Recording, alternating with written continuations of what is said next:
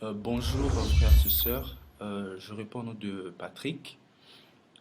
J'étais j'ai été touché par le Seigneur pour parler un tout petit peu de sa parole, bien sûr, sur YouTube ainsi que sur Facebook. Je mettrai des vidéos comme ça, des audios, ainsi de suite.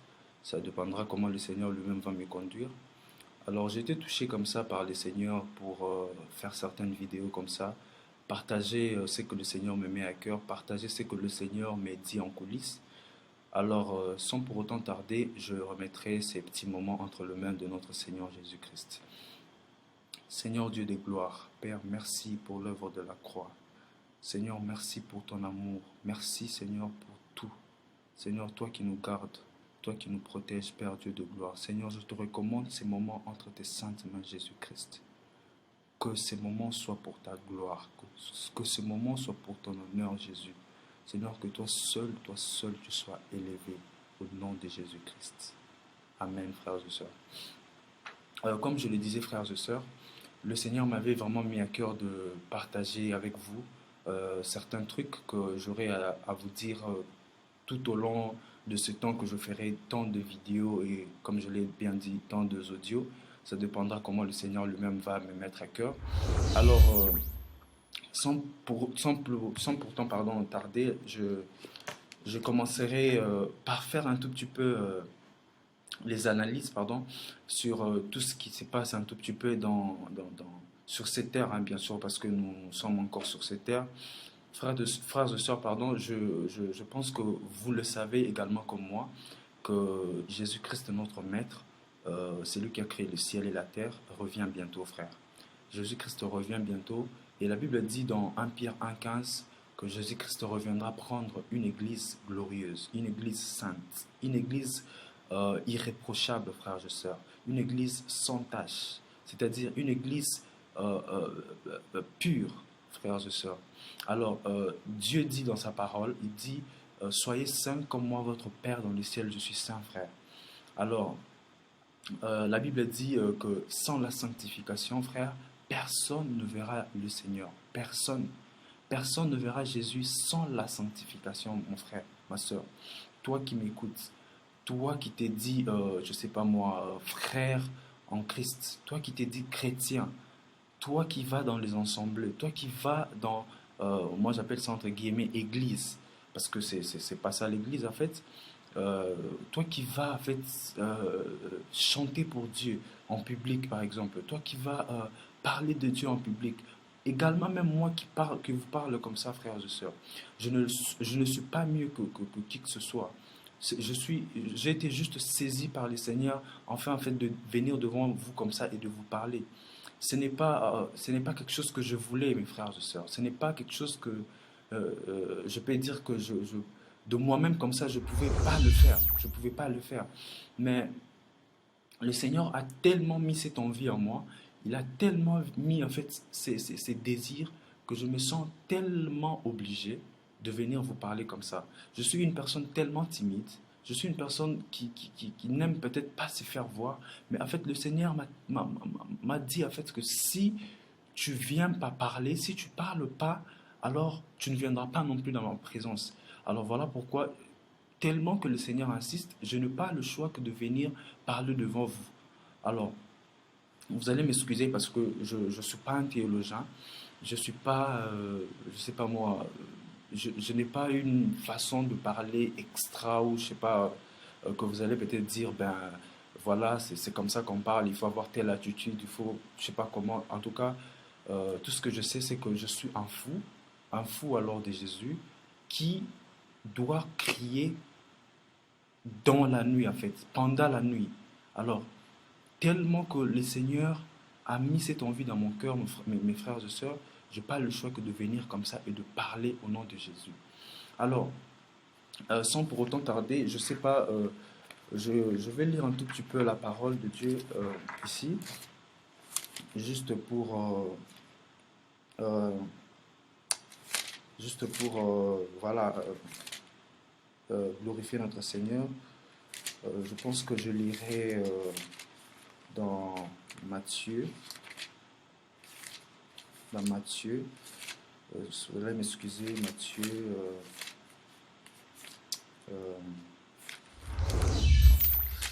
Matthieu chapitre, je pense, 10, si je ne me trompe pas. Matthieu 10, ouais. Ouais, c'est Matthieu 11, à partir, Matthieu 11, à partir de 12, en fait, euh, Matthieu chapitre 11, à partir du verset 12, je commencerai par là, bien sûr.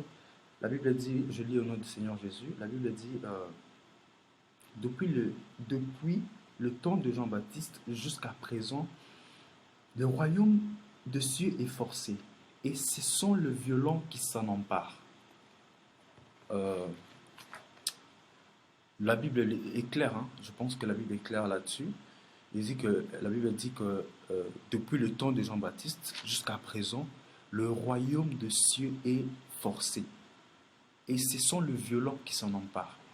En fait, ce qui m'a beaucoup intéressé sur ces versets, c'est que quand je lisais ça, bien sûr, je me demandais, Seigneur, c'est quoi un violent?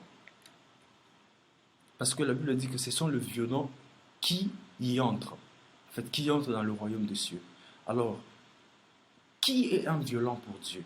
Qui est un violent pour les seigneurs, frères et sœurs? Parce que nous sommes dans un moment où, en fait, j'ai bel et bien compris en lisant ceci que les gens qui seront appelés à l'annonce de l'agneau, les gens qui seront appelés à être, je dirais, dans les heures avec le Seigneur, Jésus-Christ, lorsqu'il reviendra, ce sont les gens qui sont des violents.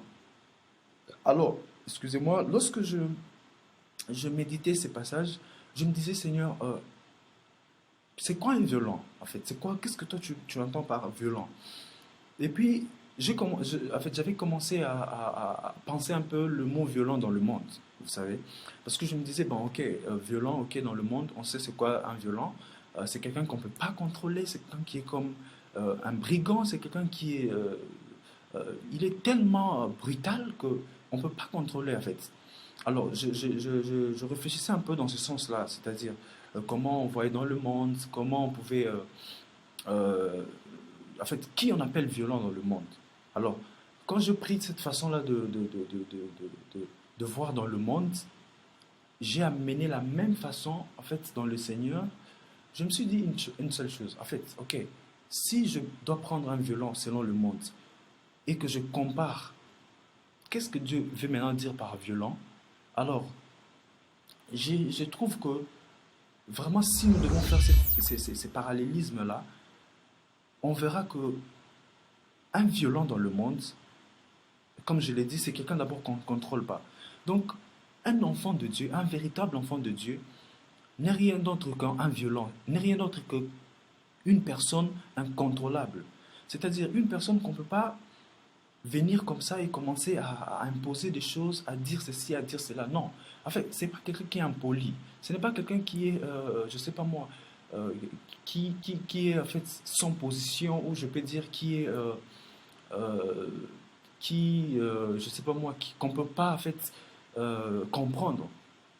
C'est juste quelqu'un qui est tellement rempli de l'Esprit de Dieu, c'est juste quelqu'un qui est tellement rempli de la puissance de Dieu que ce n'est pas évident comme ça de venir et puis de chercher en fait comme si vous voulez les contrôler carrément.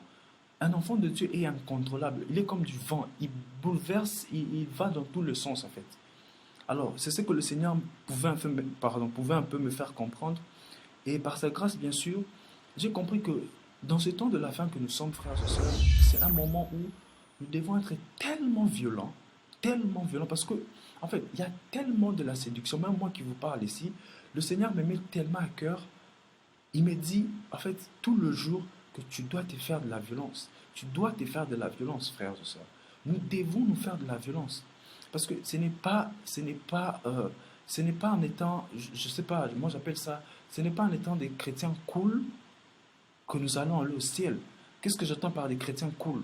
Aujourd'hui, le christianisme qu'on nous a montré, c'est un christianisme tellement cool, c'est un christianisme où on est tellement sur juste une idéologie. C'est-à-dire, on sait que, ok, on va à l'église, on rentre à la maison, on est pendant la semaine, on va peut-être chanter un tout petit peu, on a un groupe de chorales, on a un groupe de X ou Y trucs qu'on fait.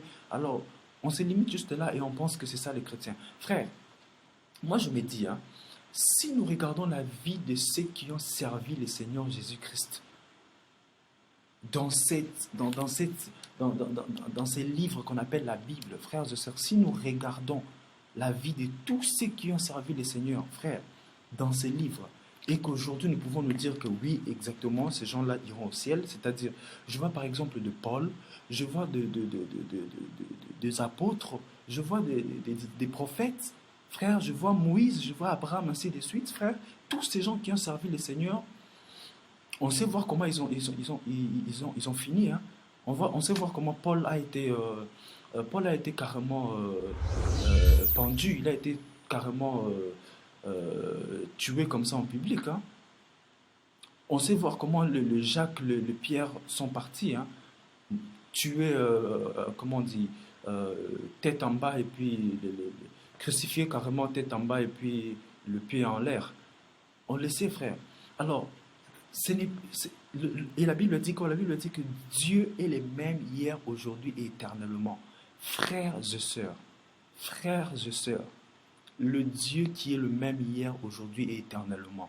Le Dieu qui a marché avec Abraham, Moïse, le prophète, les apôtres, lui-même le Dieu incarné, Yeshua, Hamashiach, Jésus-Christ de Nazareth. Frère, le Dieu qui a marché avec tout son peuple là que nous connaissons, tous ces apôtres, pères dans la foi et ainsi de suite, frère, c'est même Dieu-là qui est jusqu'à maintenant et qui travaille, frère. Alors si nous sommes des chrétiens, comme je le disais, si nous sommes des chrétiens et que nous croyons que la vie chrétienne, c'est la vie cool, c'est la vie aller dans l'église, rentrer à la maison, je sais pas moi, je sais pas moi, être chantre de Dieu et je sais pas moi, être choriste, être pianiste, je sais pas moi, être guitariste, frère, si nous pensons que c'est ça la vie de Jésus, en tout cas, nous n'avons encore rien compris.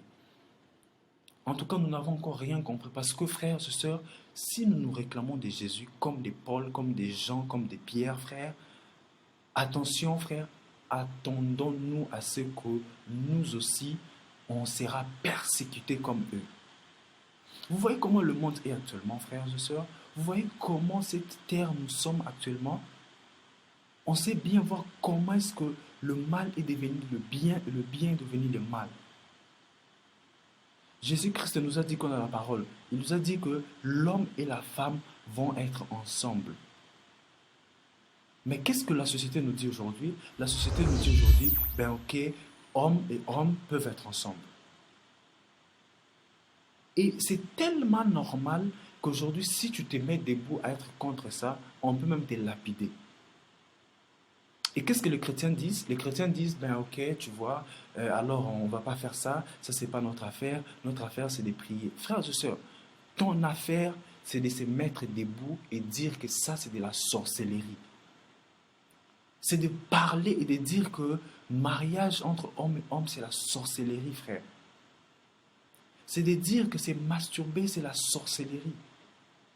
C'est dire que le péché, Dieu a horreur, Dieu haït, Dieu n'aime pas le péché, frère. C'est ton devoir, c'est notre devoir, étant que chrétien, de se lever et de parler à haute voix, que le monde sache que nous sommes de la lumière, que notre Maître Jésus-Christ de Nazareth est saint et qu'il n'aime pas se mélanger avec le péché.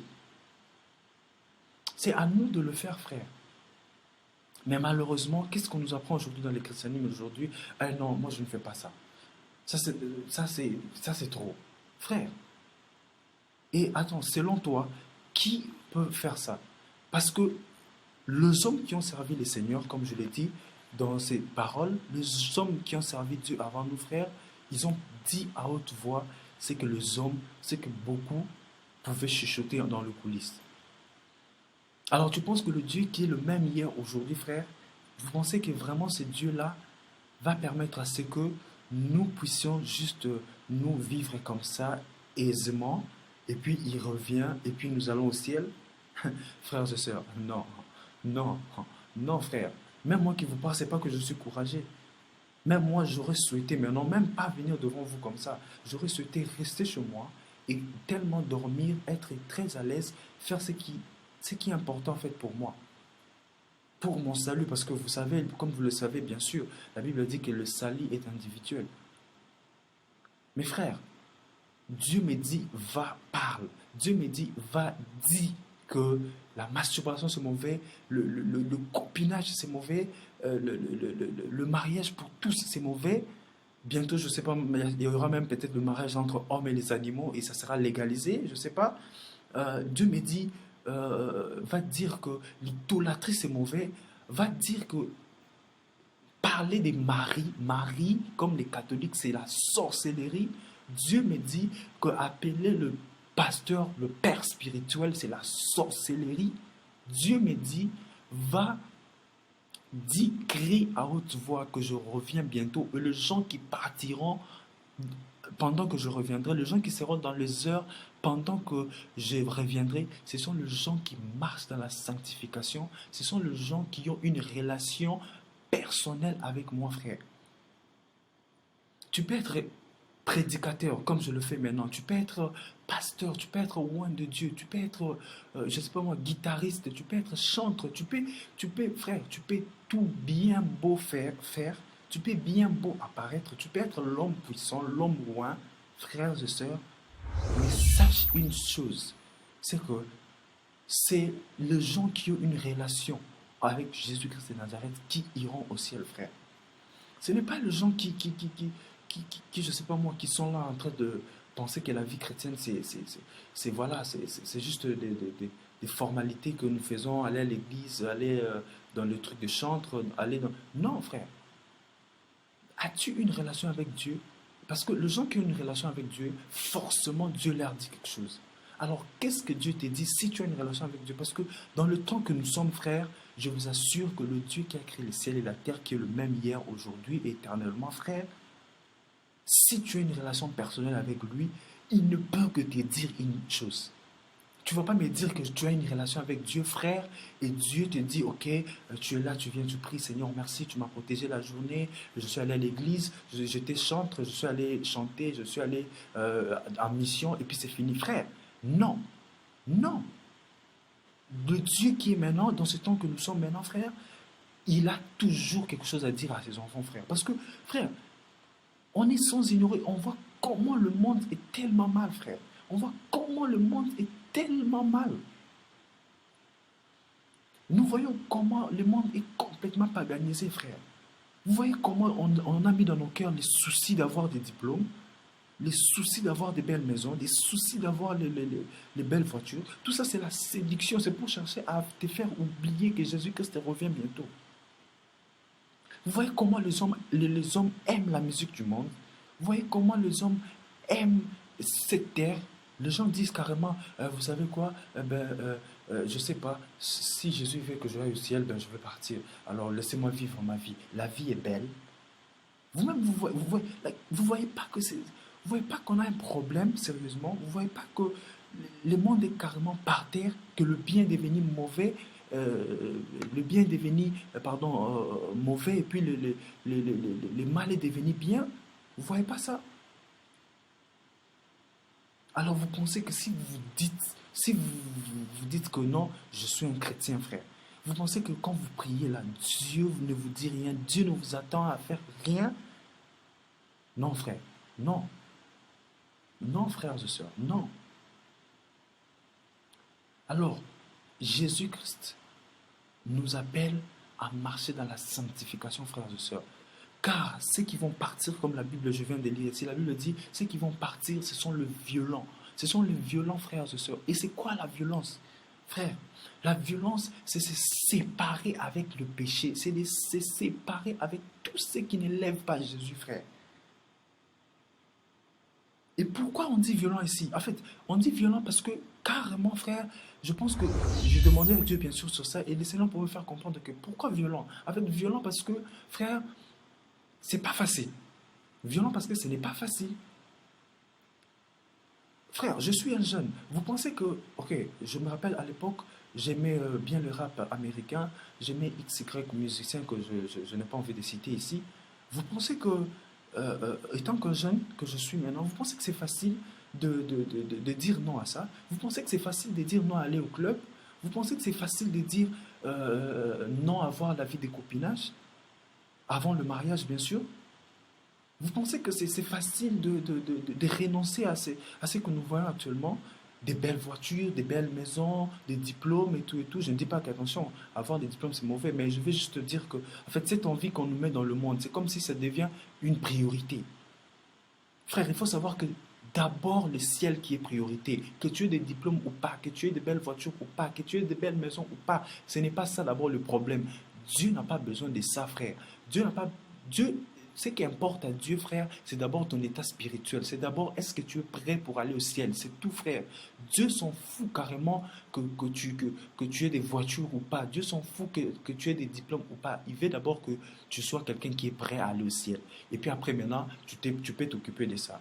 Je ne dis pas qu'il ne faut pas étudier. Je ne dis pas qu'il ne faut pas penser à avoir de voiture. Je ne dis pas qu'il ne faut pas penser à avoir de maison. Mais le problème, c'est qu'il faut d'abord penser au ciel, frère. Recherchez d'abord, premièrement, le royaume des cieux. Frère.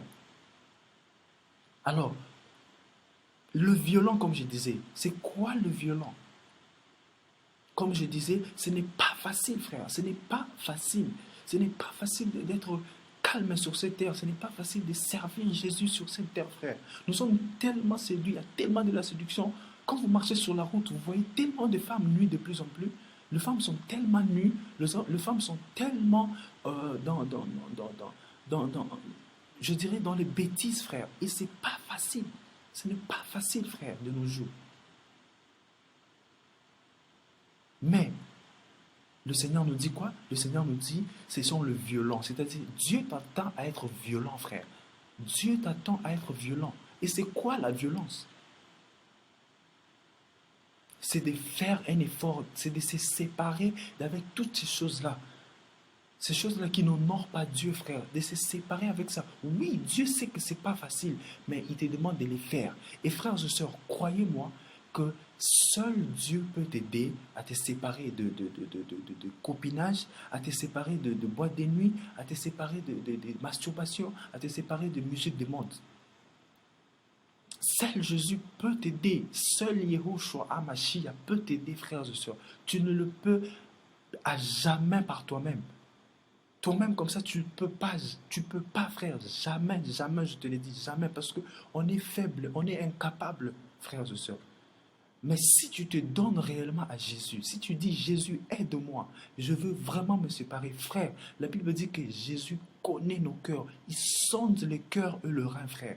Jésus connaît nos cœurs, frère. C'est Dieu-là, si tu te donnes carrément à lui, frère, je t'assure que ce Dieu-là, il va tellement mettre à toi, en fait, il va tellement mettre à toi cette haine, je dirais. Tu vas tellement pas comprendre comment tu vas haïr ces choses-là. Et ça sera terrible. Toi-même, tu vas te dire, waouh, moi-même, j'étais même l'expert. Je suis ici, je vous parle, je peux même dire que je suis l'exemple. Quand le Seigneur a commencé à mettre en moi cette haine-là de la musique du monde, deux fois, je me disais, waouh, je pouvais commencer à marcher, j'écoute des musiques, la musique que j'aimais.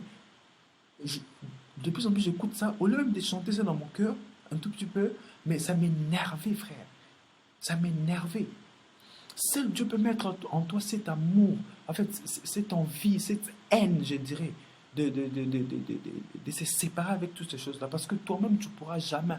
Voilà pourquoi, quand tu essayes toi-même, frère, tu vois que tu essayes, mais après, tu reviens encore. Tu essayes, tu reviens encore dans le bêtise. Pourquoi? Parce que tu penses que c'est toi-même qui va te faire violence. Non, frère, c'est Dieu qui doit t'aider. C'est Dieu qui doit t'aider, frère. C'est Dieu qui doit t'aider. Alors fais-toi violence et demande l'aide de Dieu et Dieu t'aidera, frères et sœurs. Dieu t'aidera. Jésus-Christ, notre maître, Yeshua HaMashiach, t'aidera, frère. Alors fais-toi violence parce que le Seigneur, il veut d'abord te voir te faire violence. Parce que le Seigneur vient sauver des gens qui, en fait, lui, la Bible, comme la Bible dit que lui sonde les cœurs et les reins. C'est-à-dire, Jésus, quand il voit que la personne, quand il voit ton intérieur, il sait lire que tu as cette envie-là. Alors si tu as cette envie-là, il viendra lui-même maintenant faire les restes. C'est-à-dire, toi, fais-toi cette violence, en fait, commence à te séparer de ces choses-là. Et quand le Seigneur verra maintenant dedans de toi, quand le Seigneur verra ton cœur, il verra que oui, exactement, cet enfant veut vraiment se séparer des péchés. Et voilà, maintenant lui-même, il viendra t'aider, il viendra mettre à toi cette force, cette capacité de pouvoir voilà, se séparer de ces choses-là.